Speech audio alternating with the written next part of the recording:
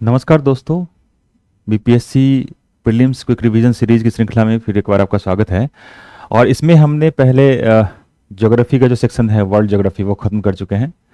उसके अलावा Indian geography का भी कुछ पार्ट ख़त्म कर दिया है।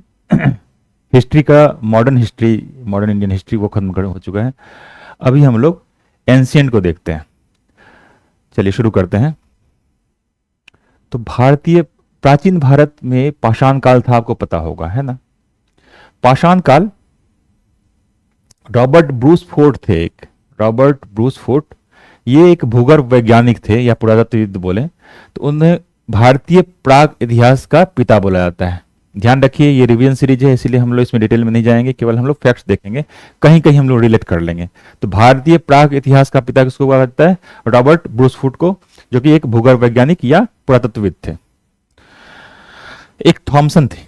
थॉमसन, वो कोपेनहेगन संग्रहालय से, वहां पे जो सामग्री है कोपेनहेगन संग्रहालय में सामग्री थी, उसके आधार पे उन्होंने त्रियुग बंटवारा किया।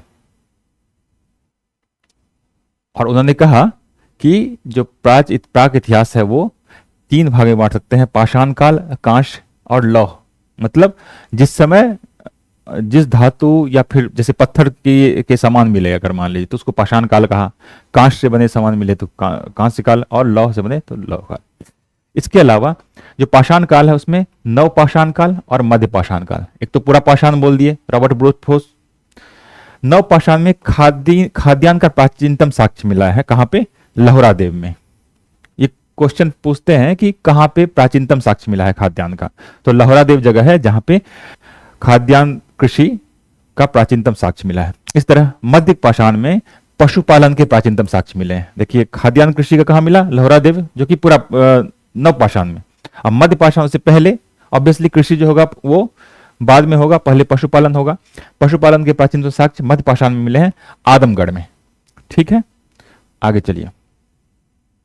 इस तरह कुछ और फैक्ट है, जैसे महदहा। महदहा एक जगह है जहां पे हड्डी के उपकरण मिले हैं। पूछ देंगे कि हड्डी के उपकरण कहां पे मिले हैं। दमदमा इसी तरह के है एक जगह। यहां पे एक कब्र में 3 मानव कंकाल मिले हैं। पहली बार मानव साक्ष्य कहां मिला? तो नर्मदा घाटी में। सबसे पहले जो मानव के साक्ष्य मिले हैं वो नर्मदा घाटी में मिले हैं। इसी प्रकार सबसे पहला अनाज कौन सा मिला है? वो जौ है। आगे चलिए। मेहरगढ़। मेहरगढ़ एक ऐसा जगह है जहां पे पाषाण काल से लेकर हड़प्पा तक के सांस्कृतिक अवशेष मिले हुए हैं। मेहरगढ़ में पाषाण काल से, इसको आपको याद ही करना पड़ेगा, वो फैक्ट्स हैं, याद ही करना पड़ेगा। एक बुर्जहोम जगह है, यहां दिख नहीं रहा आपको, ये बुर्जहोम है। बुर्जहोम, बुर्जहोम में मानव और कुत्ता दोनों का साक्ष्य मिला हुआ है, दोनों का कंकाल मिला है। मानव और कुत्ते का कंकाल एक ही जगह पे मिला हुआ है, मतलब उस समय कुत्ते पालते थे। गर्त आवास यहां मिला है, मतलब कि भूमि के नीचे घर बना के रहते थे ये लोग, और वहीं पे कहीं पे अवशेष मिला मानव और कुत्ते का। कहां पे? बुर्ज होम। रिलेट करके पढ़िएगा ना, बुर्ज होम। अब उसको रिलेट कर लीजिए, बुर्ज मतलब अंदर, मतलब रिलेट करने के लिए। तो बुर्ज होम, होम कहां पे है? अंदर में है, तो गर्त आवास गुफा के अंदर है। और मानव और कुत्ते का, मान लीजिए होम में कौन रहता है? मानव रहता है, और कुत्ता मान लीजिए बुर्ज में रहता है, किला में रहता है, तो बुर्ज होम हो गया। तो दोनों का इस तरह करके रिलेट करके आपको याद करना होगा, तो जल्दी याद होगा। अब एक जगह है नवदा टोली, सारे को आप इस तरह से याद कीजिएगा। इसका उत्खनन किसने करवाया था? H D Sankalia. H D Sankalia थे, उन्होंने नवदा टोली को उत्खनन करवाया था। और ये कहां पे है? मध्य प्रदेश में। ये सब जो सब मैं बता रहा हूं वो सब क्वेश्चन कहीं ना कहीं पूछे हुए क्वेश्चन है। एक लेखैया जगह है, वहां सर्वाधिक मानव कंकाल मिला है। पूछ देंगे सर्वाधिक मानव कंकाल कहां मिले हैं, तो लेखैया में। ठीक है। एक संगन कल्लू है। संगन कल्लू ये नवपाषाणिक स्थल है। ये भी पूछते हैं कि कौन सा पूरा पाषाणिक स्थल है, कौन सा नवपाषाणिक स्थल है, कौन सा मध्य पाषाणिक स्थल है, या सिंधु घाटी सभ्यता से रिलेटेड कौन स्थल है। तो संगन कल्लू नवपाषाणिक स्थल है। भारतीय पुरातत्व सर्वेक्षण के प्रथम महानिदेशक, डायरेक्टर जो थे पहले भारतीय पुरातत्व सर्वेक्षण के, तो जॉन मार्शल थे। पूछा हुआ क्वेश्चन है, जॉन मार्शल। राष्ट्रीय मानव संग्रहालय कहां पे है? भोपाल में, राष्ट्रीय मानव संग्रहालय भोपाल में है। उसके अलावा अब कुछ सिंधु घाटी सभ्यता से चलिए आ जाते हैं। पाषाण काल लगभग खत्म हो गया आपका, अब सिंधु घाटी सभ्यता पे आइए। सिंधु घाटी सभ्यता में बात करें तो यहां मृदभांड मिलते हैं जो कि आर्य पूर्व है। थोड़ा मैं इसको छोटा करता हूं तो आप लोगों को दिखेगा, अब शायद दिख रहा हो। नगरीय जीवन का साक्ष्य यहां मिला है सिंधु घाटी सभ्यता में। अगर आप लोग, चूंकि रिवीजन है तो मैं ये मान के चल रहा हूं कि आप लोग पहले पढ़े होंगे, तो आपको पता होगा कि सिंधु घाटी सभ्यता नगरीय सभ्यता थी और उसके बाद जो आई वैदिक सभ्यता वो ग्रामीण सभ्यता थी। नगरीय जीवन का साक्ष्य मिलता है सिंधु घाटी सभ्यता में। और यहाँ पे लिपि जो है चित्रलेखी लिपि है, लोग अभी तक समझ पढ़ नहीं पाए हैं उसको, चित्रलेखी लिपि है।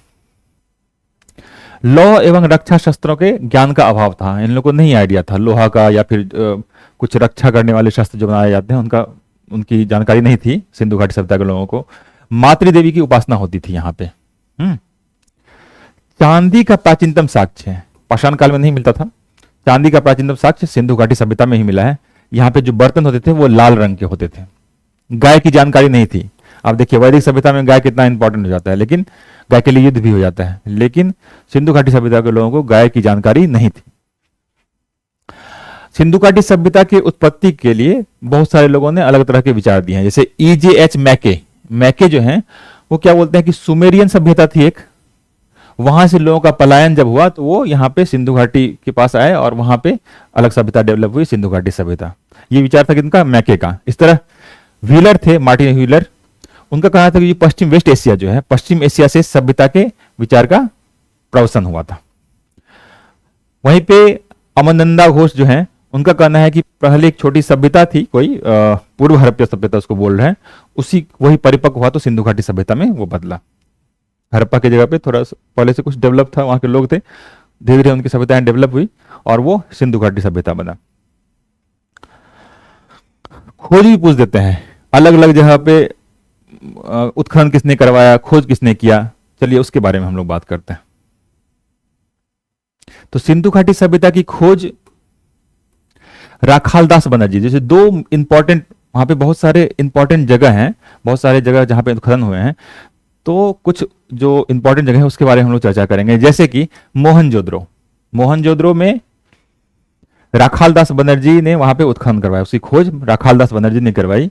इस तरह हड़प्पा, पहले हड़प्पा की सभ्यता भी कही जाती थी पहले, दयाराम साहनी थे, उन्होंने हड़प्पा में खुदाई करवाई थी।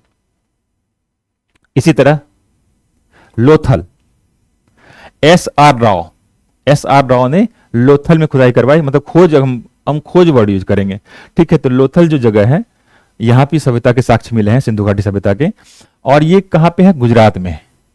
और भोगवा नदी के, ये जितनी भी सभ्यताएं थी ना, नदी के साथ, नदी घाटी सभ्यताएं हैं ये। उस समय जितनी भी सभ्यताएं बनी वो नदी घाटी के पास ही बनी, ताकि वहां पे बहुत तरह की फैसिलिटीज मिल जाती थी, जैसे उपजाऊ मिट्टी होती थी उसके आसपास, और भी बहुत सारी तरह की वहां पे फैसिलिटीज मिल जाती थी। तो जितने भी वो जगह मिलेंगे, उत्खनन स्थल जो भी मिलेंगे, वो सारे जगह नदी के पास ही रहेंगे। तो एग्जाम्पल के तौर पे अगर लोथल बात करें तो ये गुजरात में है, भोगवा नदी के बगल में, और SR राव ने खोज किया था।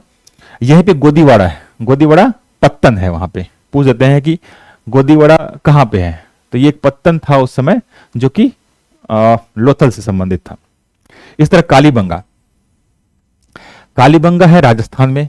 यही सब क्वेश्चन पूछते हैं कि किस राज्य में है, अभी किस नदी के बगल में है, और वहां क्या कुछ साक्ष्य मिला है, यह उसकी खोज किसने की है। तो कालीबंगा राजस्थान में है, घग्घर नदी के बगल में, और यहां पे जुता हुआ खेत मिला है, मतलब वहां पे खेती होती थी। हाँ, इसके अलावा धौलावीरा, यहां पे 10 चिन्हों वाला एक शिलालेख मिला हुआ है, और JP जोशी नाम के थे उत्खननकर्ता, जो उन्होंने इसकी खोज की धौलावीरा में, JP जोशी। इस तरह बनावली, ये हरियाणा में है, यहां पे पक्की मिट्टी का हल का एक खिलौना टाइप का मिला है, प्रतिकृति मिली है पक्की मिट्टी का, हरियाणा में है बनावली। आगे चलिए, अब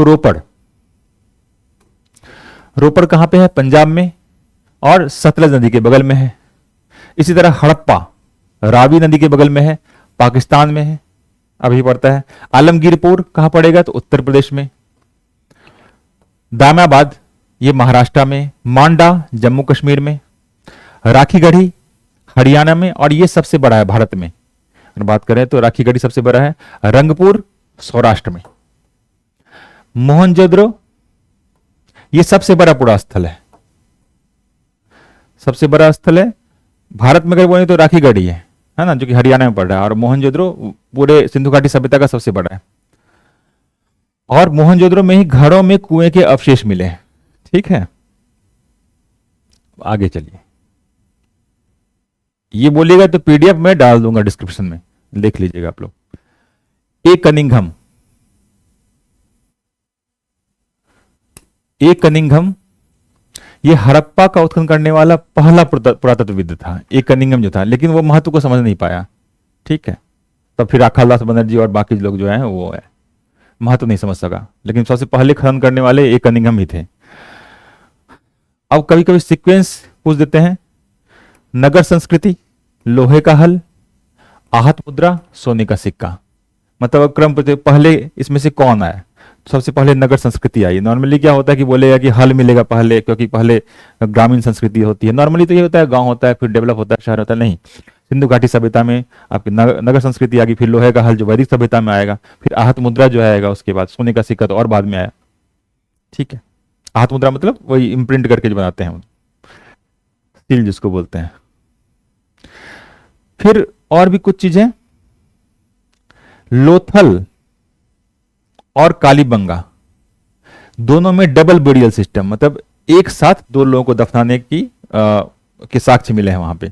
इसके अलावा लोथल में हाथी दांत का पैमाना भी मिला हुआ है। पैमाना मतलब वेट करने के लिए हाथी दांत का बना हुआ वो भी मिला हुआ है।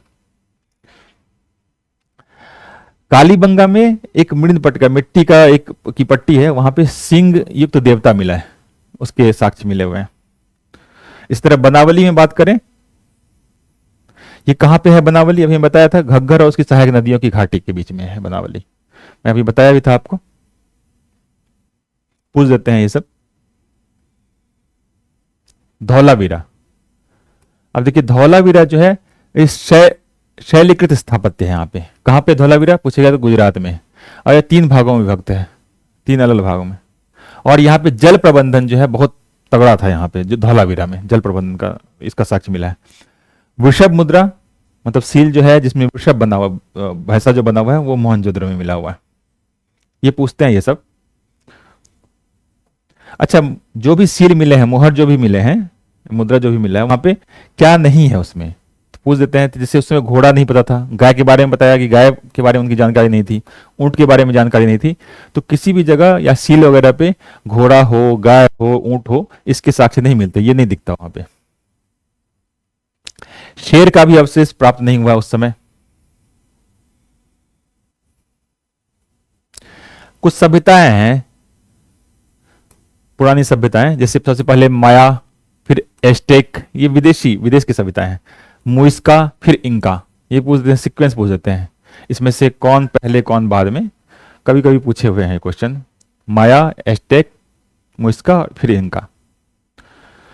सुमेरिया सभ्यता जो है, सर्वप्रथम लेखन कला की उचित प्रणाली यहाँ पे डेवलप हुई। यहाँ पे चित्रलेखा, यहाँ पे जो था सिंधु घाटी सभ्यता में, वो जो चित्रलेखी प्रणाली थी, जो कि लोग अभी तक नहीं पढ़ पाए हैं, लेकिन सुमेरिया में सर्वप्रथम लेखन कला की उचित प्रणाली डेवलप हुई थी। तो सिंधु घाटी सभ्यता हम लोग कर लिए। अब हम लोग चलते हैं वैदिक सभ्यता की ओर।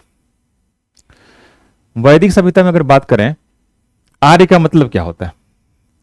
आर्य का मतलब होता है श्रेष्ठ वंश, पूछा हुआ क्वेश्चन है, या उत्तम व्यक्ति। वहां पे सब लोग आर्य आर्य बोलते हैं ना, आप लोग महाभारत रामायण देखे होंगे तो आर्यपुत्र बोलते हैं। तो आर्य का मतलब होता है श्रेष्ठ वंश, उत्तम व्यक्ति। वैदिक सभ्यता में एक जगह है अतरंजी खेड़ा, वहां पे लौह का प्राचीनतम प्रमाण मिला है। सिंधु घाटी सभ्यता में नहीं मिला था लोहा। लोहा का सबसे प्राचीनतम प्रमाण जो मिला है वो अतरंजी खेड़ा, जो कि वैदिक सभ्यता से संबंधित है। थोड़ा और छोटा करते हैं इसको। अब देखिए,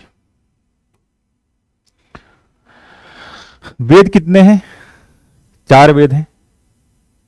कौन कौन से? ऋग्वेद, यजुर्वेद। अच्छा, वैदिक सभ्यता में मेन जो हम लोग को जानकारी मिलती है, वेदों से जानकारी मिलती है। हाँ, अब वेद जो है थे 4 थे, ऋग्वेद, यजुर्वेद, सामवेद और अथर्ववेद। प्रत्येक वेद जो है अलग अलग चीजों से संबंधित था। जैसे कि एग्जाम्पल के तौर पर ऋग्वेद जो है उसमें ऋचाएं थी, मतलब जो ईश्वर थे उनकी स्तुति, देवता की स्तुति की जाती थी। तो टोटल 10 मंडलों में विभक्त है ऋग्वेद, टोटल 10 मंडलों में विभक्त है और टोटल 1028 ऋचाएं हैं। श्लोक समझ लीजिए आप, 1028 श्लोक हैं और ये ऋग्वेद सबसे पुराना भी है। इसी में वर्ण शब्द की उत्पत्ति मिलती है और गोत्र शब्द और वर्ण शब्द ये ऋग्वेद में ही मिलता है। और ईश्वर की इसमें महिमा की गई, मैं बताया आपको ईश्वर की महिमा की, उसके लिए स्तोत्र हैं, प्रार्थना किए गए हैं। ठीक है, तो वही 1028 जो ऋचाएं हैं 10 मंडलों में, उसी के माध्यम से वो पूजा करते थे। 9वां मंडल जो है वो सोम को समर्पित है। उस समय सोम नाम के एक देवता होते थे, तो 9वां का मंडल जो है 10 मंडल में से 9वां मंडल पूरी की पूरी वो सोम को समर्पित है, सोम देवता को। यहीं पे पुरुष सूक्त है, एक सूक्त है पुरुष सूक्त, जो जिसमें कि वर्ण व्यवस्था की बात होती है। ये सब ऋग्वेद की बात मैं बोल रहा हूं। और सबके अपने अपने ब्राह्मण थे। ब्राह्मण मतलब एक ग्रंथ ही समझ लीजिए। तो ऐतरीय ब्राह्मण जो है वो ऋग्वेद से ही संबंधित था। अब यजुर्वेद की बात करें, यजुर्वेद में कर्मकांड वगैरह की बात हो जाती है, स्रोत व कर्मकांड, बलिदान की बात होती है, इसमें बलि प्रदान करने वाला। इससे रिलेटेड था एक शतपथ ब्राह्मण। जैसे ऋग्वेद में था ऐतरेय ब्राह्मण, तो यजुर्वेद में एक शतपथ ब्राह्मण था, पुरुष में थे। अब सामवेद, सामवेद में संगीत स्रोत है, संगीत के बारे में जानकारी मिलती है सामवेद में। ठीक है, और यजुर्वेद में जैसे यज्ञ वगैरह के बारे में, उसके बारे में जानकारी मिलती है। सामवेद में संगीत के बारे में जानकारी आती है। तो पंचविश ब्राह्मण इसी से रिलेटेड है। और ये सामवेद जो है वो बेसिकली ऋग्वेद पर ही आधारित है। फिर अथर्ववेद की बात करें तो अथर्ववेद, उसमें औषधि, तंत्र मंत्र, इसकी जानकारी मिलती है। और इसका ब्राह्मण जो है वो गोपथ ब्राह्मण है। ये पूछ देते हैं कि गोपथ ब्राह्मण, मतलब 4 दे देंगे ऑप्शन आपको, और उसमें से पूछेंगे ये किस वेद से संबंधित है। तो इसको आपको याद करना पड़ेगा, आप ट्रिक बना के याद कर लीजिएगा। ट्रिक के लिए बाद में हम कभी क्लास लेंगे। अब आगे चलिए।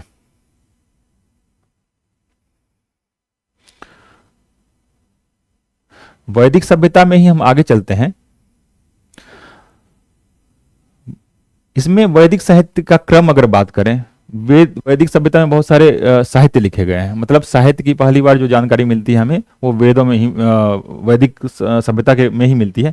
तो सबसे पहले वैदिक संहिता लिखा गया, उसके बाद ब्राह्मण लिखे गए, फिर अरण्यक लिखे गए, फिर उपनिषद लिखे गए। अब उपनिषद भी 108 जैसे बोलते हैं उपनिषद है। अब जैसे कठोपनिषद है, कठोपनिषद जो यम नचिकेता का संवाद है, बहुत इंपॉर्टेंट है, बहुत बार पूछा गया है, तो वो कठोपनिषद से लिया गया है, यम नचिकेता संवाद। उपनिषद का मुख्य विषय क्या था? वो दर्शन था। मुख्य विषय उपनिषद का दर्शन था और इसमें मोक्ष की चर्चा की गई थी। इवन जो यम नचिकेता संवाद है उसमें भी मृत्यु के बारे में चर्चा करते हैं, दर्शन के बारे में चर्चा करते हैं। कहानी आपको मालूम होगा, नहीं तो पढ़िएगा, बहुत इंटरेस्टिंग कहानी है यम नचिकेता वाला। सबसे पहले जो ओम शब्द सबसे पहले जो आया, ओम, वो श्वेतांबर उपनिषद में आया। एक अशुपति वैसे ही है, के का शासक है, ये फैक्ट है बस।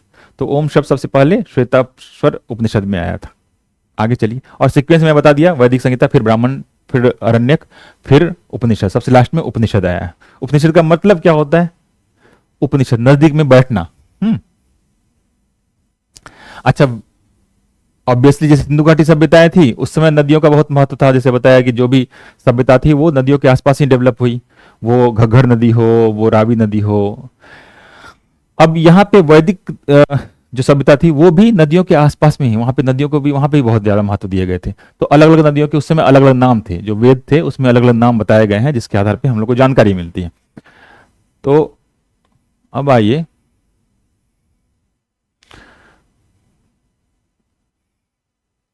वैदिक नदियां, एक अभी जो रावी नदी है उसको बोलते हैं पुरुषनी, परुष्णी नदी बोलते थे उसको। गंडक सदानीरा कहलाती थी, सतलज सतुद्री नदी कहलाती थी। सबसे ज्यादा सिंधु नदी का उसमें उसकी चर्चा होती है। और सरस्वती नदी की बहुत चर्चा होती है इसमें। चेनाब जो है उसको अस्किनी कहलाता था, कहा जाता था। और काबुल नदी जो अभी है वो कुंभा नदी कहलाती थी। ये पूछ देते हैं कि उस समय जैसे पूछ देंगे अस्किनी नदी इसमें से कौन है, चेनाब, काबुल, सतलज, गंडक, तो याद कर लीजिएगा ये, ठीक है। रावी परुष्णी, गंडक सदानीरा, सतलज सतुदरी, कुंभा काबुल, चेनाब को अस्किनी बोलते थे, ठीक है। अच्छा, धर्म का मतलब क्या होता था? व्यक्ति के दायित्वों एवं स्वयं तथा दूसरों के प्रति व्यक्तिगत कर्तव्य। मतलब हमारा धर्म केवल स्पिरिचुअलिटी से रिलेटेड नहीं है, सीधे ईश्वर से संबंध से नहीं है, केवल हम लोग का जो व्यक्तिगत कर्तव्य है, हमारा दायित्व एवं स्वयं तथा दूसरों के प्रति हमारा जो कर्तव्य है, अपने प्रति कर्तव्य है, दूसरों के प्रति कर्तव्य। तो हमारे यहाँ धर्म की जो बात होती है, वैदिक सभ्यता के धर्म की बात होती है, इसमें यही है, कर्तव्य से जुड़ा हुआ है और दायित्व से जुड़ा हुआ है। रीत क्या होता था? ये पूछा हुआ क्वेश्चन, यूपीएससी में क्वेश्चन पूछा हुआ है। रीत क्या होता था? नहीं बोलते रघुकुल रीत सदा चली आई। तो रीत क्या है?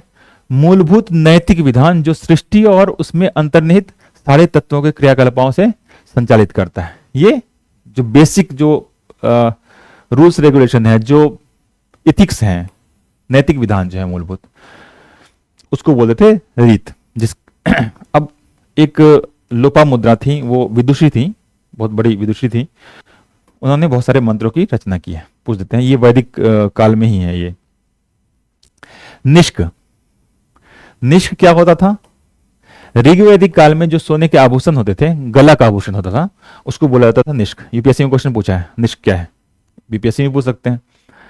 और बाद के कालों में, ऋग्वैदिक के बाद के कालों में निष्क को, सिक्के को निष्क कहा जाने लगा, ठीक है। एक बोगज कोई अभिलेख है। अभिलेख क्या होता है? पत्थरों वगैरह पे लिखने का, उसको अभिलेख बोलते हैं। बोगज कोई अभिलेख, ये 14वीं सदी ईस्वी पूर्व से संबंधित है। और कहां है ये? ये देखिए, इसमें वैदिक देवी देवताओं के नाम मिलते हैं और ईरान से भारत में आर्यों के आने की सूचना मिलती है। भारत में नहीं है, लेकिन वहां पे सोचिए वैदिक जो देवी देवता है भारत के, उसका नाम वहां पे मिलता है। ऐसे से पता चलता है कि ईरान से भारत में आर्य आए थे। गोत्र प्रथा की शुरुआत कब हुई? उत्तर वैदिक काल में। पूर्व वैदिक काल और उत्तर वैदिक, मतलब बाद वाला जो वैदिक काल है, उसमें दो भागों में बांटा गया है वैदिक काल को, पूर्व और उत्तर। उत्तर वैदिक काल में गोत्र प्रथा की शुरुआत देखी गई है। पूर्व वैदिक आर्यों का धर्म क्या है? प्रकृति पूजा और यज्ञ। उस समय प्रकृति पूजक थे। जैसे सिंधु घाटी सभ्यता तो पूरी तरह से प्रकृति पूजक थे। इस समय देवता, बहुत सारे देवता है, और इसमें भी जो पूर्व वैदिक देवता, जो पूर्व वैदिक आर्यों का जो धर्म है वो प्रकृति पूजा से संबंधित है और यज्ञ वगैरह करते थे वो लोग। वैदिक सभ्यता में ही आगे बढ़ते हैं हम लोग। अब देखिए अथर्ववेद। अथर्ववेद में कहा गया है कि प्रजापति जो ब्रह्मा है, उनकी दो पुत्रियां, उसमें प्रजापति का अलग अर्थ था। सभा और समिति पूछ लेते हैं, ये सभा और समिति का उल्लेख किसमें है? तो अथर्ववेद में। और जो आयुर्वेद हम लोग पढ़ते हैं, जो चिकित्सा विधि है एक, वो आयुर्वेद अथर्ववेद से ही संबंधित है। अब थोड़ा सा ऋग्वेद के बारे में और। मूल लिपि ब्राह्मी लिपि में लिखी गई है। ये बहुदेववादी है। ये सबसे अधिक सूक्त जो है वो इंद्र, जो युद्ध के देवता होते थे, उनसे संबंधित है। उसमें सबसे अधिक सूक्त जो है, इंद्र के बाद सबसे अधिक सूक्त किसको है? अग्नि के लिए है।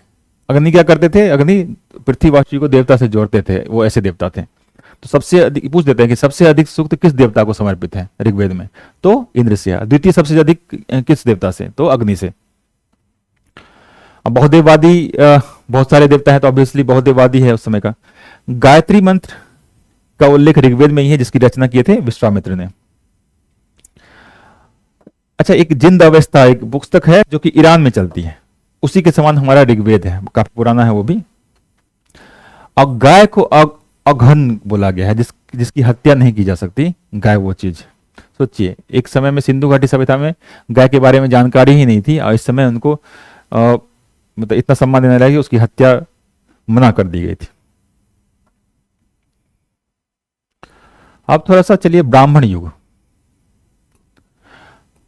यहां ब्राह्मण का मतलब जाति से रिलेटेड नहीं है। ये ब्राह्मण है वो जो पुस्तक में बताया था, वैदिक सभ्यता के बाद जो वैदिक संहिताएं, जो वेद जो लिखे गए थे, उसके बाद ब्राह्मण लिखा था, फिर अरण्यक लिखा गया था, फिर उपनिषद लिखा गया था। तो वैदिक सभ्यता मतलब उस पुस्तक के बारे में चर्चा हो रही है। तो ब्राह्मण युग जो 800 से 600 ईस्वी पूर्व के है।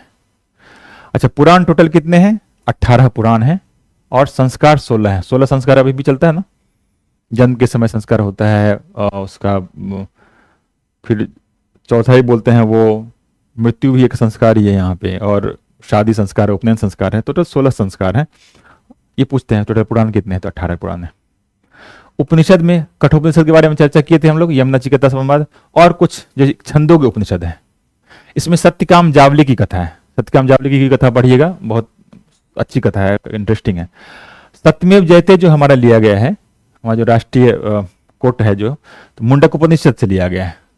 तो हमारे उपनिषद से बहुत सारी चीजें ली गई हैं। तो वैदिक सभ्यता से रिलेटेड फैक्ट्स खत्म हो गए। अब हम लोग गौतम बुद्ध पे आ रहे हैं, बौद्ध धर्म पे आते हैं।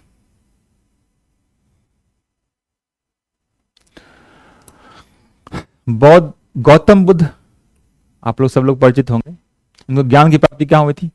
बोध गया में। इनका जन्म हुआ था 563 ईसा पूर्व में, लुम्बिनी में।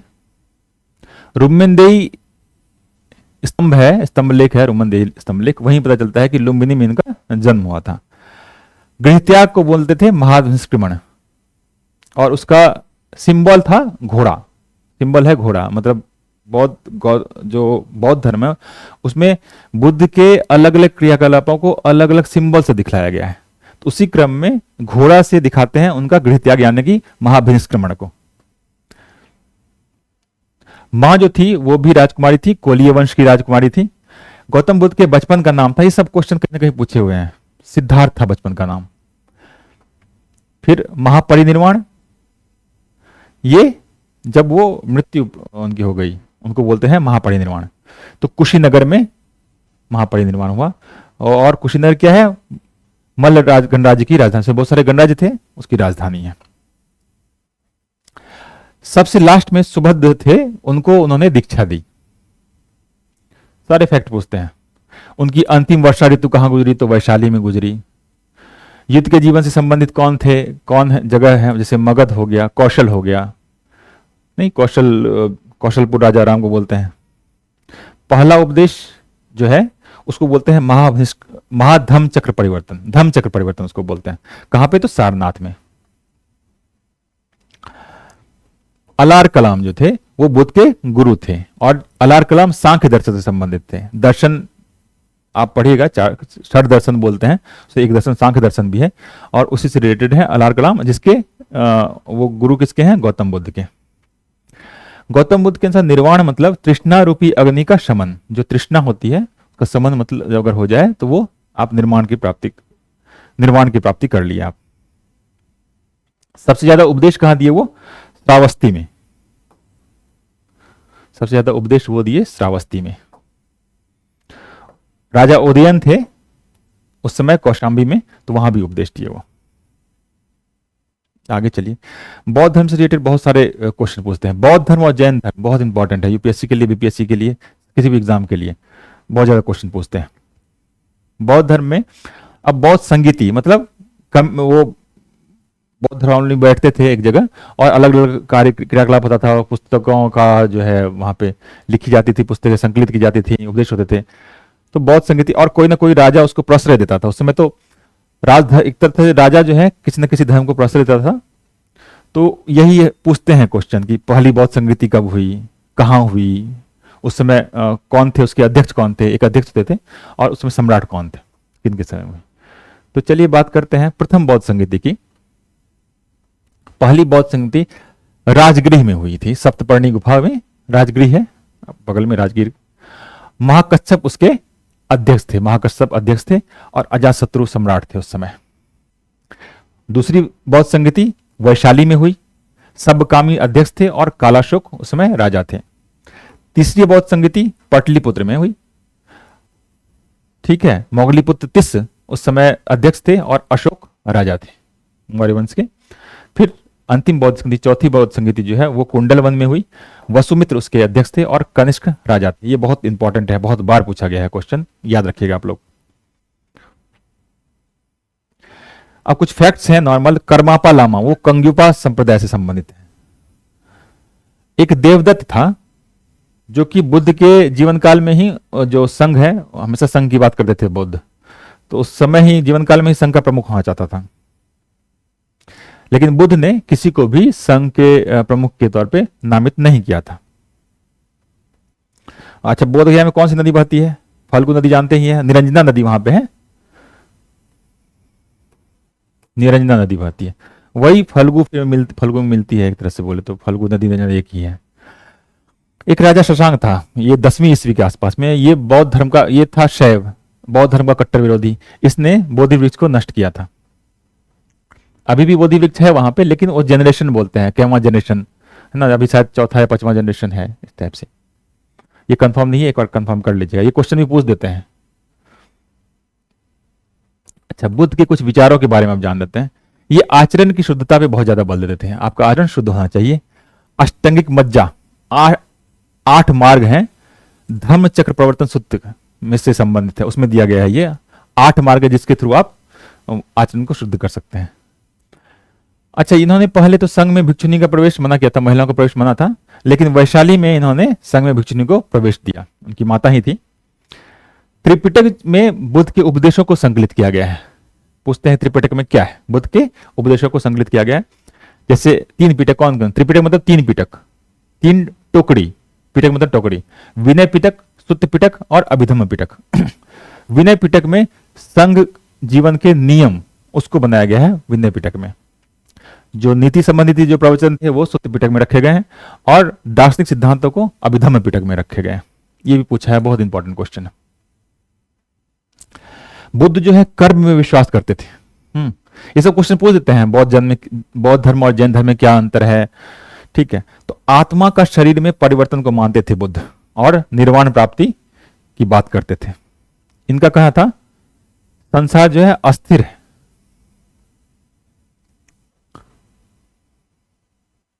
एक पूछा हुआ क्वेश्चन है कि अशोकराम विहार कहां पे है, तो पाटलिपुत्र में। बौद्ध धर्म संबंधित और भी फैक्ट देखते हैं। विश्व का सबसे ऊंचा स्तूप कहां पे? विश्व शांति स्तूप राजगीर में। बुद्ध की 80 फुट ऊंची प्रतिमा जापानी बनाया है। बोध गया, कभी जाइएगा बोध गया तो देखिएगा, काफी ऊंची 80 फुट की है, काफी बड़ी है। अच्छा, ऋग्वेद में लेकिन सबसे पहले स्तूप शब्द का उपयोग होता है। नो डाउट ऋग्वेद के बाद आए हुए हैं, 563 बीसी के आसपास बुद्ध का काल है, लेकिन स्तूप शब्द का प्रयोग वो सबसे पहले ऋग्वेद में मिलता है। एडविन अर्नॉल्ड थे, उन्होंने the light of the Asia कहा है, ललित विस्तार पर आधारित। अच्छा, कनिष्क के शासनकाल में बुद्ध को देवता का दर्जा दिया गया था। देखिए, बौद्ध धर्म बाद में ना अलग अलग शाखाओं में बढ़ी थी। एक तो हीनयान बोले, एक महायान बोले। महायान जो है देवता मानते थे बुद्ध को, तो बुद्ध को देवता का दर्जा कनिष्क के टाइम में यह हुआ है। और मूर्ति पूजा की भी नींव बोले तो देखिए, बुद्ध जो है आडंबर के सख्त विरोधी थे, लेकिन संयोग ऐसा है कि मूर्ति पूजा की नींव भी बौद्ध धर्म में सबसे पहले पड़ी। कुषाण काल में बुद्ध की खड़ी प्रतिमा बनने लगी, खड़े खड़े। इवन जो उससे पहले था बैठी हुई प्रतिमा बनती थी। बुद्ध की अलग अलग तरह की मूर्तियां बनती थी, जिसके अलग अलग सिंबल होते थे, मतलब उसका ये बोले थीम अलग अलग होता था, उसके अर्थ अलग अलग होते थे। एक है भूमि स्पर्श मुद्रा, यूपीएससी में क्वेश्चन पूछा हुआ है। ये भूमि स्पर्श मुद्रा जो है, उसमें क्या हुआ कि एक हाथ जो है बैठे हुए हैं बुद्ध हैं, और एक हाथ उनका जमीन से स्पर्श करता रहता है। तो भूमि स्पर्श मुद्रा सारनाथ में है, और गुप्त काल में इस तरह की मूर्तियां बननी शुरू हुई। इसमें क्या है कि मार के प्रलोभनों से के बावजूद अपनी शुचिता और शुद्धता का साक्षी होने के लिए बुद्ध का धरती का आह्वान करते हैं। मार जो है एक राक्षस टाइप का बोल सकते हैं, वो प्रलोभन देता है, लेकिन ये अपना कंट्रोल में रखते हैं अपने आप को, जो बुद्ध हैं कंट्रोल में रहते हैं, और उसकी साक्षी के लिए वो बुद्ध जो है धरती का आह्वान करते हैं, इसलिए भूमि को स्पर्श किए रहते हैं। कभी देखिएगा गूगल पे सर्च करके। बोधिसत्व अवलोकितेश्वर का दूसरा नाम पद्मपाणि है, पूछता है बोधिसत्व। कार्ले हम बताएंगे बाद में आपको बोधिसत्व का क्या मतलब होता है, अलग अलग मुद्राओं का क्या मतलब होता है, सब सारी चीजें बताएंगे, लेकिन अभी टाइम कम है तो आप लोग इस तरह से देखिए। कार्ले कार्ले क्या है? शैलकृत चैत्यगृह है, सर्वाधिक विकसित एवं विशालतम है, सबसे बड़ा है ये, है ना। चैत्यगृह है, स्तूप में रखे जाते थे उनके अवशेष, है ना। चैत्यगृह में वो लोग पूजा पाठ करते थे, यही समझ लीजिए। और कार्ले जो है गुफा, वो हिनयान से संबंधित है। पता है हिनयान और महायान? हिनयान जो है उसमें जहां भी हिनयान होगा वो मूर्ति वूर्ति नहीं बनाएंगे, वो देवता नहीं मानते हैं उसको। नागार्जुन ये बौद्ध थे और चाइना गए थे 1 एडी में, फर्स्ट एडी में। शून्यता का सिद्धांत इन्होंने ही दिया है, माध्यमिक बौद्ध संप्रदाय के प्रणेता हैं ये। उसमें बौद्ध शिक्षा का केंद्र भी बहुत सारी जगहों को बनाया गया था, जैसे कि विक्रमशिला, कहां पे? बिहार में, ये पूछा हुआ क्वेश्चन है ये सब। वल्लभी गुजरात में, नालंदा बिहार में, और इसका संस्थापक कुमारगुप्त। ये सारे क्वेश्चन पूछे हुए हैं। इसमें दे देगा कि इसमें बौद्ध शिक्षा का केंद्र कौन सा नहीं है या कौन सा है, तो सारे हैं, विक्रमशिला, वल्लभी, नालंदा। जगह पूछ लेते हैं कहां पे है, तो बिहार विक्रमशिला, गुजरात में वल्लभी, और बिहार में फिर नालंदा। संस्थापक, नालंदा का संस्थापक कुमारगुप्त, गुप्त वंश के राजा थे। अब नव नालंदा महाविहार, ये पाली अनुसंधान केंद्र है, यहाँ पे भाषा पाली थी बौद्धों की, हाँ ध्यान रखिएगा। अच्छा, बौद्ध धर्म में ही 4 आर्य सत्य, सत्य चतुष्ट है। 4 आर्य सत्य की बात की गई। क्या क्या? कि दुख है, संसार में दुख है, दुख का कारण भी है, कोई ना कोई कारण है दुख का, लेकिन दुख का निरोध भी है, और दुख निरोध का मार्ग है। ये 4 आर्य सत्य थे। बौद्ध ने वर्ण और जाति को अस्वीकार किया। बौद्ध धर्म का जन्म ही हुआ था जो उस समय तत्कालिक भारत में जो आडंबर फैल रहे थे, वैदिक सभ्यता से संबंधित चीजों में कुछ आडंबर फैल रहा था, उसमें कर्मकांड की अधिकता हो गई थी। इस सब के विरोध में बौद्ध धर्म पनपा और वर्ण और जाति को इसलिए अस्वीकार किया। ये आत्मा की सत्ता को नहीं मानते थे बौद्ध धर्म वाले। अच्छा, कुछ चीजें हैं जो बौद्ध धर्म और जैन धर्म दोनों में दिखती है। क्या क्या चीजें हैं वो?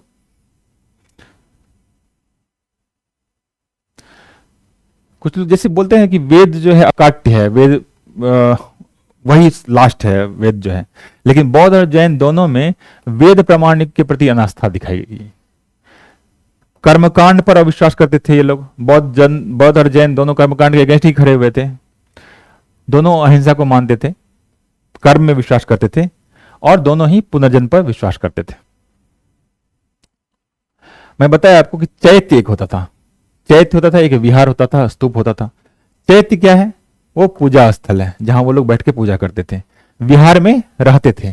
कहीं जाएंगे ना आप, सांची वगैरह जाएंगे कभी घूमने के लिए, तो वहां पे देखेंगे कि अलग अलग वो चैत्य सब बने हुए हैं, स्तूप बने हुए हैं, विहार बने हुए हैं। तो निवास करते थे कहां पे? विहार में, और पूजा स्थल को कहा जाता था चैत्य।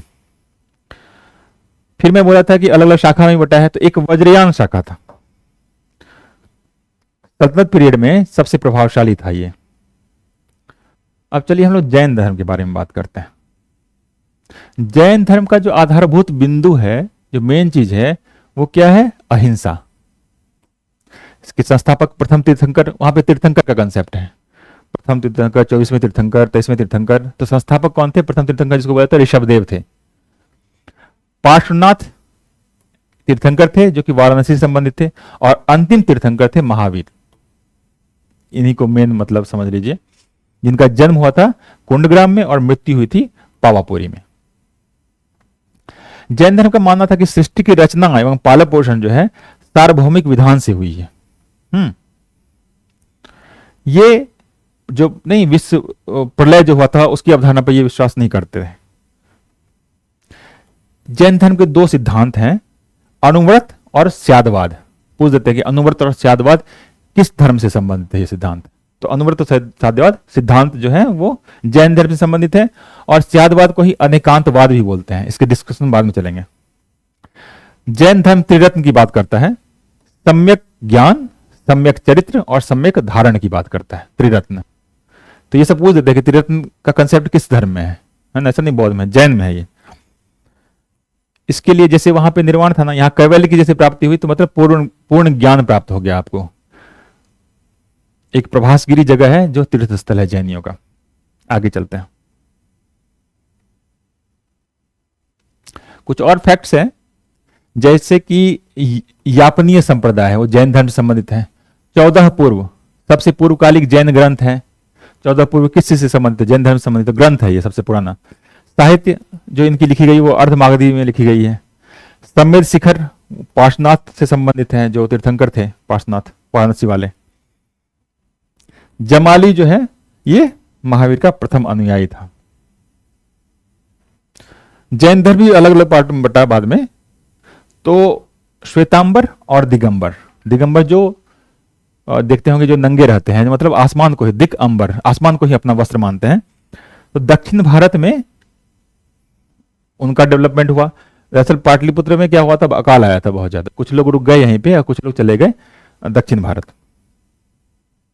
तो दक्षिण भारत गए वो दिगंबर कहलाए और भद्रबाहु उनके लीडर हुए एक तरह से बोले तो। और श्वेतांबर जो है पाटलिपुत्र में जो रहे वो स्थूलबाहु उनके हेड हुए। फिर जैन धर्म में और चीज देखिए, एक खारवेल राजा थे कलिंग के, फर्स्ट एडी में खारवेल कलिंग के राजा थे जो कि जैन धर्मावलंबी थे। जैन धर्म में तपश्चर्या की बात होती है, कर्म को विनष्ट करने का सुनिश्चित मार्ग, मतलब कर्म भी को भी खत्म करना चाहिए, मतलब ऐसा नहीं कि कोई चीज से चिपक के रह जाए। तो तपश्चर्या जो है कर्म को विनष्ट करने का सुनिश्चित मार्ग है। जैन धर्म का मानना है प्रत्येक वस्तु में आत्मा होती है, तो पत्थर को भी बहुत आराम से, वो चलते भी है तो बहुत आराम से, देखते हैं कोई कीड़ा मकोड़ा ना जाए कुछ, है ना, किसी को चोट नहीं पहुंचाते वो। तो प्रत्येक वस्तु में आत्मा होती है, ये जैन धर्म का मानना है। कर्म आत्मा का विनाशक, अतः कर्म का अंत आवश्यक। अब देखिए, अब बोलते प्रत्येक वस्तु में आत्मा होती है, आत्मा को कष्ट नहीं पहुंचे, तो आत्मा को कष्ट नहीं पहुंचे तो उनका मानना है कि कर्म जो है वो आत्मा को खत्म करता है, इसलिए कर्म को भी खत्म करना जरूरी है और वो तपश्चर्या के माध्यम से कर सकते हैं। समाधि मरण पे भी इनका विश्वास है, समाधि लेके वो खत्म हो जाता है। एक संप्रदाय है आजीवक, पूछ देते हैं इनके संस्थापक कौन है, तो मक्खली घोषाल इनके संस्थापक हैं आजीवक संप्रदाय के। और नियति की टलता में विश्वास करते हैं, ये नियति अटल है, पहले सब कुछ लिखा हुआ है वही चीज होगा। ये जो बरावर केव्स है ना, बरावर की गुफा गया के पास ही है, जहानाबाद में पड़े जिला में, लेकिन है गया के पास ही। तो बरावर गुफा है वो आजीविक संप्रदाय से ही संबंधित है। कौशाम्बी जो उत्तर प्रदेश में है वो बौद्ध और जैन दोनों का तीर्थ स्थल है। तो पूछ देते हैं कि कौशाम्बी किस धर्म से संबंधित है, जैन बौद्ध दोनों, कोई नहीं, तो अब बौद्ध और जैन दोनों संबंधित है कौशाम्बी।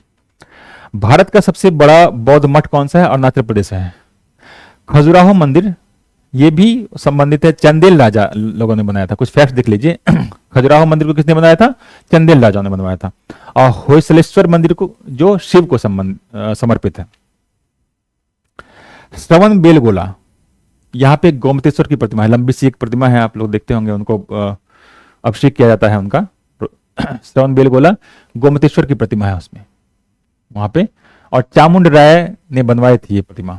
बाहुबली, बाहुबली जो है वो ऋषभदेव का पुत्र और इसी का महामस्ताभिषेक कहलाता है। आगे चलिए, शैव धर्म।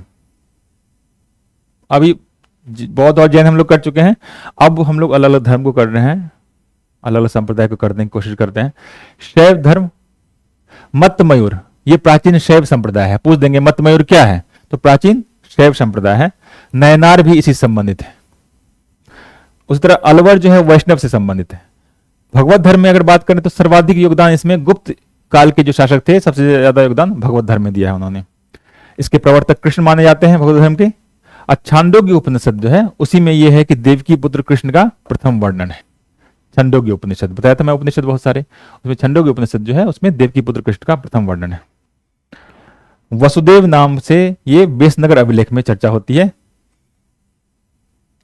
हेलियोडोरस, ये तक्षशिला निवासी के बारे में बात करते हैं। गरुड़ स्तंभ है एक, ये बेसनगर अभिलेख में ही, ये प्राचीनतम भगवत धर्म से संबंधित प्राचीनतम अभिलेख है।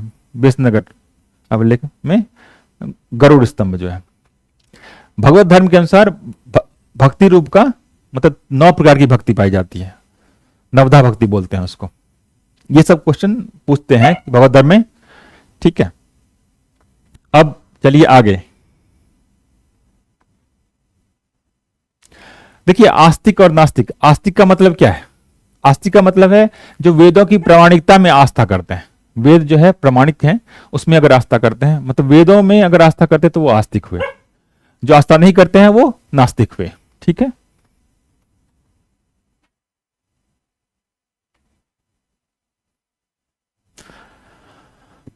भगवत गीता में मोक्ष का साधन तीन तरह से समान महत्व दिया गया है, जन्म को, कर्म को और भक्ति को।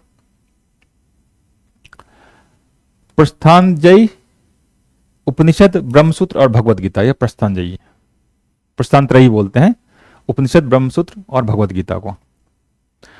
नैमिषारण्य है में 60,000 मुनियों की सभा में संपूर्ण महाभारत कथा का वाचन किया गया था। ये एक फैक्ट है, नैमिषारण्य जो इसलिए इंपॉर्टेंट है कि 60,000 मुनियों की सभा में संपूर्ण महाभारत का पाठन किया गया था उस समय।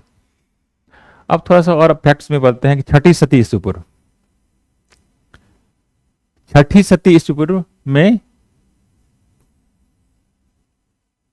प्राचीनतम सिक्के मिले हैं चांदी के। फिर पाटलिपुत्र संस्थापक, पाटलिपुत्र साम्राज्य जो है उसका संस्थापक उदयन को माना गया है। इसी समय मगध साम्राज्य का उत्थान होता है, पहला गणतंत्र बनता है इसी समय, वैशाली जो है लिच्छवियों द्वारा। और 16 महाजनपद इसी सबसे समय डेवलप हुए हैं, जिसका साक्ष्य अंगुत्तर निकाय में मिलता है, ये बौद्ध ग्रंथ है, और भगवती सूत्र में मिलता है। 16 महाजनपदों की सूची मिलती है। कुछ फैक्ट है जैसे कि अवंतिका क्या है, उज्जैन का प्राचीन नाम, अवंतिका बहुत फेमस है, तो उज्जैन का प्राचीन नाम जो है वो अवंतिका ही था। अब हम लोग महाजनपद के बारे में बात करते हैं। महाजनपद भी बहुत इंपॉर्टेंट है, बहुत सारे क्वेश्चन इससे पूछे जाते हैं। महाजनपद कितने थे? सबसे पहले तो यही जान लीजिए कि 16 थे महाजनपद, और सबकी राजधानी थी अपनी अपनी। तो ये पूछते हैं ये महाजनपद क्या है, एक तरह से गणराज्य टाइप के हैं। उत्तरी पंचाल जिसकी राजधानी अहिच्छत्र थी, लोकेशन ही पूछ देते हैं, आप लोग मैप पे इसको देख लीजिएगा, लोकेशन ही पूछ देते हैं अभी के किस राज्य के आसपास में ये मिल रहा है। तो उत्तरी पांचाल अहिच्छत्र उसकी राजधानी थी। सूरसेन की राजधानी मथुरा, अंग की चंपा, यही अंग नरेश थे कर्ण। अस्मक ये कहा था, गोदावरी नदी के तट पर था। शक्तिमती चेदी इसकी राजधानी थी। इस तरह कौशल की राजधानी साकेत, कौशल राम से रिलेटेड जो थे। मगध की राजधानी राजगृह या गिरिव्रज, वत्स की राजधानी कौशाम्बी, और कुरु का इंद्रप्रस्थ। ये महाभारत में भी ये चर्चा है कुरु की। अब चलिए यही पूछते हैं, मतलब राजधानी पूछ देते हैं वो।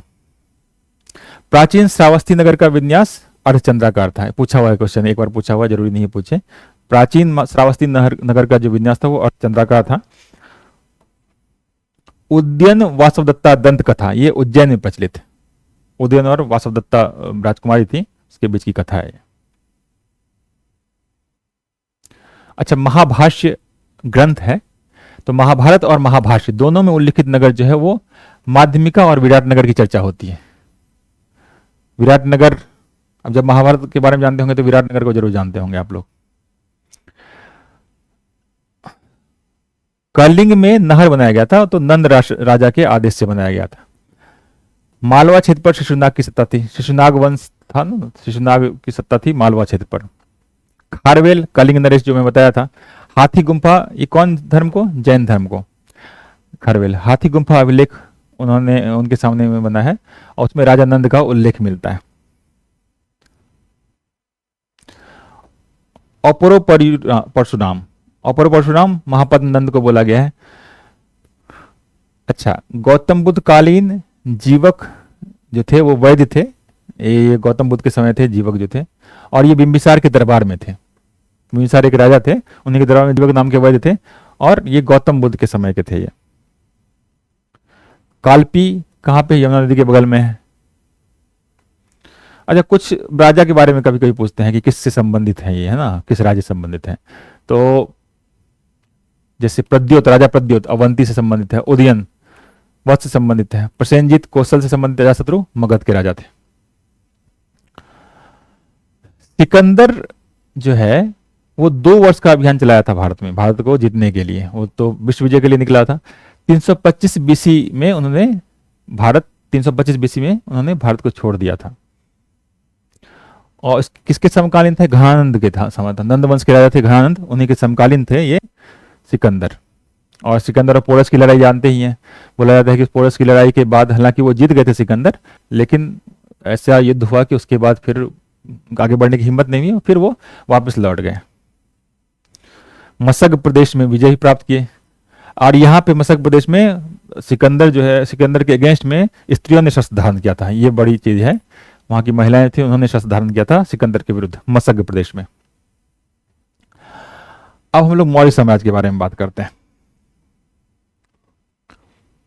मौर्य साम्राज्य की जानकारी कहां से मिलती है? मृच्छकटिकम है, विशाखदत्त ने लिखी है किताब, गुप्तकाल में लिखी है हालांकि, मृच्छकटिकम नाम की किताब विशाखदत्त के द्वारा, उसी में मौर्य साम्राज्य के बारे में जानकारी मिलती है। इसके अलावा ये सैंड्रोकोटस जो है वो चंद्रगुप्त को बोला गया, चंद्रगुप्त मौर्य। तो विलियम जोन्स ने ये पहचान की थी कि भाई ये सैंड्रोकोटस की जो चर्चा होती है बार बार, वो दरअसल चंद्रगुप्त ही है। चंद्रगुप्त मौर्य मौर्य वंश के पहले राजा थे और इनकी महल थी लकड़ी की, है ना।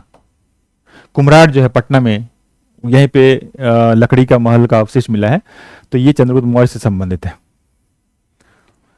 जस्टिन थे, मौर्य साम्राज्य के बारे में जस्टिन भी लिखते हैं, और उनका उन्होंने बताया था कि सैंड्रोकोटस और सिकंदर, मतलब चंद्रगुप्त मौर्य और सिकंदर की मुलाकात हुई थी। चंद्रगुप्त मौर्य के बारे में जूनागढ़ अभिलेख, जो कि रुद्रदामन द्वारा लिखा गया था, ये पूछते हैं अभिलेख किससे रिलेटेड है, किसके बारे में लिखा गया था, किस राजा ने बनवाया, ये सारे चीज पूछते हैं। तो जूनागढ़ अभिलेख रुद्रदामन का है, जिसमें कि चंद्रगुप्त मौर्य की चर्चा है। इसी में बताया गया कि चंद्रगुप्त का प्रभाव पश्चिम भारत पर भी था, गुजरात पर भी था,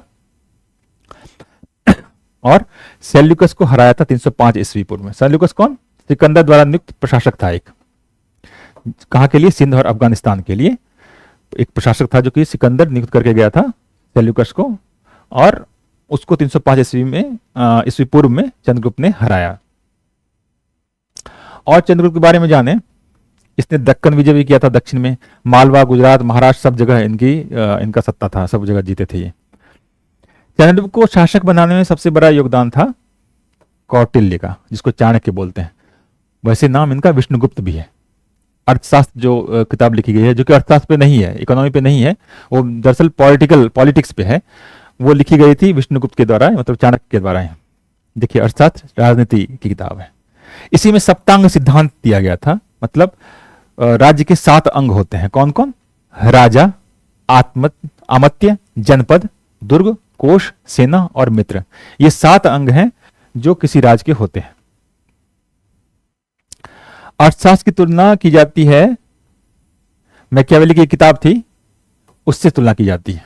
प्रिंस नाम की किताब थी मैकियावेली की, उससे तुलना की जाती है अर्थशास्त्र, कौटिल्य के अर्थशास्त्र की। अब आगे चलिए बात करते हैं।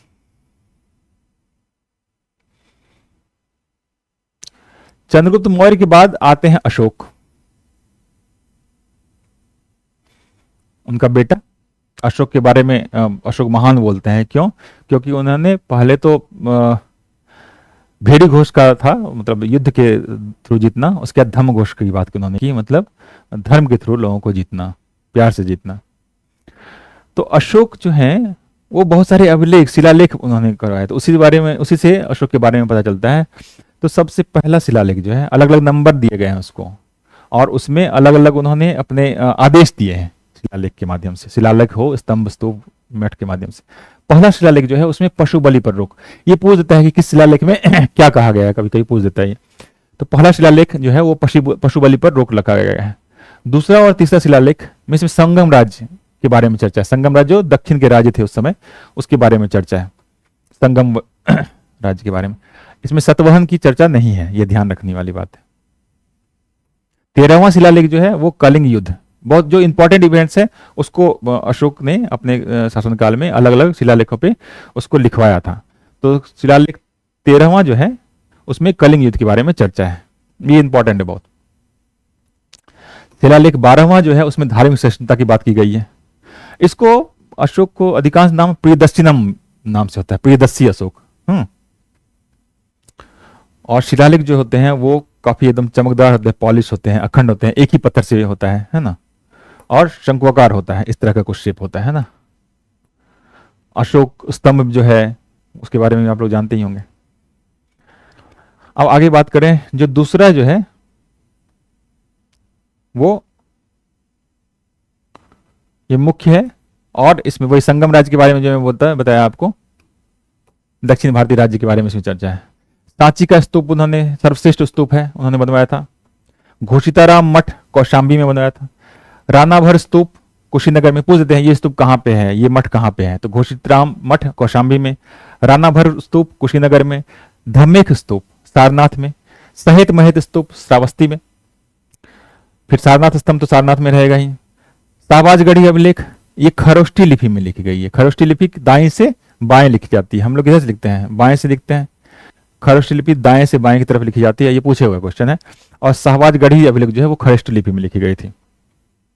माशकी, माशकी जो अभिलेख है लघु अभिलेख है, इसमें लघु शिलालेख, इसमें अशोक का जो व्यक्तिगत नाम का उल्लेख है। इसमें रुमिनदेई अभिलेख, इसमें बुद्ध के जन्म की बात की गई है, बताया था पहले भी। गुर्जरा, ये दतिया में है, एमपी में है गुर्जरा अभिलेख, इसमें अशोक का नाम फिर मिलता है, मास्की में मिलता है और गुर्जरा में भी मिलता है। भरोत स्तंभ, इसमें मगध सम्राट के रूप में अशोक को बताया गया है। और कालपी में एक शिलालेख है, ये जो कि उत्तराखंड में है। पूछा हुआ क्वेश्चन कि कालपी कहां पे है, तो उत्तराखंड। कालसी स्तंभ। अब अशोक के बारे में और चीज जानिए। अशोक जो है प्रथम अस्पताल और औषधि बाग का निर्माण करवाए थे। देवानंद प्रिय, मतलब बौद्ध होते हुए भी हिंदू धर्म में आस्था रखते थे। ये देवानंद प्रिय देव, मतलब इससे पता चलता है कि देवता को प्रिय, मतलब देवता तो हिंदू धर्म का कंसेप्ट है, लेकिन बौद्ध, ये बौद्ध कालीन जो युद्ध हुआ था उसके बाद बौद्ध धर्म अपना लिए थे, लेकिन ईश्वर में वो आस्था रखते थे, मतलब हिंदू धर्म में आस्था रखते थे, इसलिए देवानंद प्रिय कहला है। रज्जुक, इसके समय में अधिकारी होते थे। सार्थवाह, व्यापारियों के जो काफिले होते थे उनको सार्थवाह कहलाता था। उसमें के जो शब्द है ना वो भी पूछे जाते हैं, जैसे सार्थवाह हो गया या फिर रज्जुक हो गया, ये कौन होते थे। इन्होंने तीर्थ यात्रा की थी बहुत सारी। पहले गया आए थे वो, फिर कुशीनगर गए, फिर लुम्बिनी गए, फिर कपिल वस्तु, सारनाथ, फिर श्रावस्ती। अच्छा, शिलालेखों में जो प्रयुक्त भाषा है वो प्राकृत है ना, अभी जैसे बोला खरोष्ठी बोला मैं एक, लेकिन मेनली जो भाषा है वो प्राकृत है। जेम्स प्रिंसेप जो है सबसे पहले इनके शिलालेख को पढ़े थे। ये क्वेश्चन इंपॉर्टेंट है, जेम्स प्रिंसेप वाला। अनुराधापुर जो है वहां प्राक अशोक ब्राह्मी लिपि, तो अलग अलग लिपियों में लिखी, प्राकृत भाषा में लिखी गई है और ब्राह्मी लिपि में लिखी गई है, कहीं खरोष्ठी लिपि का उपयोग हुआ है। अशोक के बारे में और भी फैक्ट्स हैं।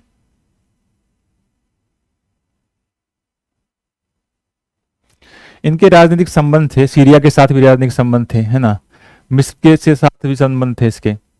धार्मिक आधार पर भू अनुदान नहीं देते थे ये। बहुत सारे जो राजा हुए बाद में, जैसे गुप्त काल में, तो धर्म के आधार पर वो भूमि का अनुदान देते थे, लेकिन अशोक नहीं देते थे।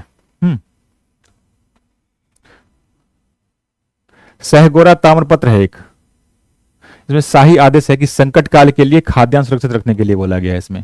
सोचिए उस समय इतना ध्यान दिया जाता था प्रजा पे कि उस समय एक ताम्रपत्र के माध्यम से उन्होंने शाही आदेश दिया था कि संकट का लिए काल अगर हो तो उसके लिए आप लोग खाद्यान्न को जमा करके रखिए। मौर्य शासन की कुछ बात करें तो मौर्य शासन के बारे में सबसे पहले पता चलता है इंडिका में। मेगास्थनीस थे एक यूनानी राजदूत, उन्होंने इंडिका के नाम की किताब लिखी थी, उसी में मौर्य शासन पद्धति के बारे में पता चलता है। ये आए थे चंद्रगुप्त मौर्य के समय में।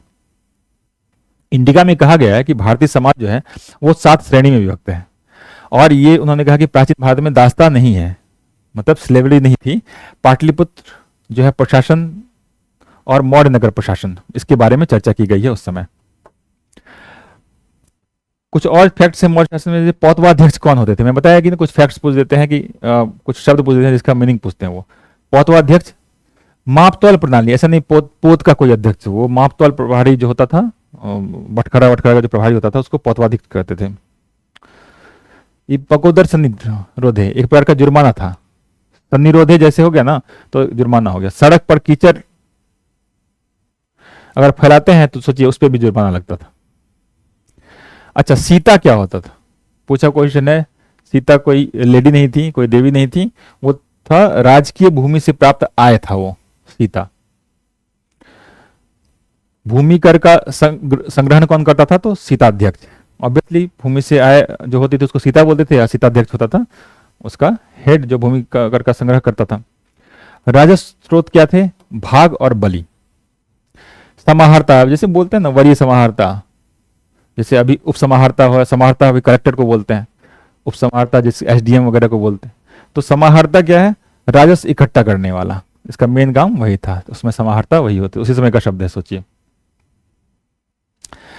उस समय के शिक्षा का प्रसिद्ध केंद्र जो है वो है तक्षशिला, और बिंदुसार को अमित्र घात भी बोलते हैं। ये सब कुछ फैक्ट्स हैं, थोड़ा बहुत आप लोगों को समझ में आएगा उम्मीद करता हूँ, क्योंकि रिवीजन है तो आप लोग इसको फैक्ट्स को याद करने की कोशिश कीजिए और रिलेट करने की कोशिश कीजिए, और निमोनिक्स का यूज कीजिए, है ना, ट्रिक बना के यूज कीजिए, किसी तरह याद करने की कोशिश कीजिए। और जो मैप, जो लोकेशन वाला है उसको आप मैप से कीजिएगा तो ज़्यादा अच्छा होगा, ज़्यादा जल्दी याद होगा।